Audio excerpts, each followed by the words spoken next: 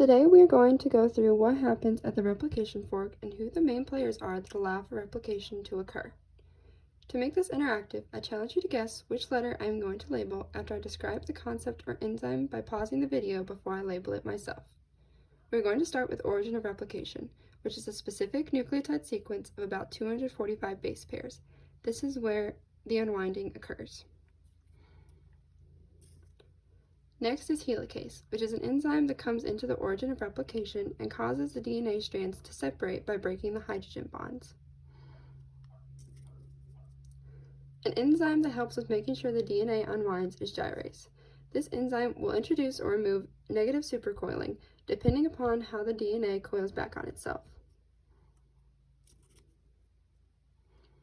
Then we will have single-strand binding proteins that bind themselves to the single strands of DNA to stabilize it and prevent it from becoming double-stranded again.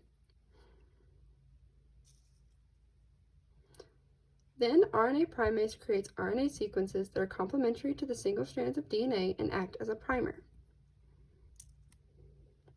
Now we have DNA polymerase 3, which is an enzyme that uses the primers put down earlier to create a daughter DNA strand. Since the DNA double helix strands are anti-parallel, meaning one strand is in the 5' to 3' direction and the other is in the 3' to 5' direction, we have a problem with DNA polymerase. DNA polymerase can only extend in the 5' to 3' direction. This means we will have a leading strand for replication, which will be complementary to the 3' to 5' parental DNA strand. This strand will be continuously synthesizing towards the replication fork, because DNA polymerase can easily add nucleotides this way. This leads to the other strand being the lagging strand, which means it is complementary to the 5' to 3' parental DNA strand. The lagging strand is extended away from the fork because the DNA can only be synthesized in short sequences.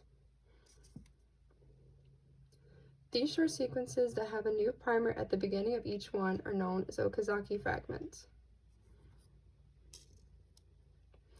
DNA polymerase 1 then comes in to get rid of the primers used by the fragments and replaces them with DNA. The enzyme ligase then seals those gaps between the fragments together to form a continuous DNA strand. Ligase accomplishes this by catalyzing a phosphodiester bond. A phosphodiester bond happens when between the 3' OH end of one nucleotide and the 5' phosphate end of the other fragment.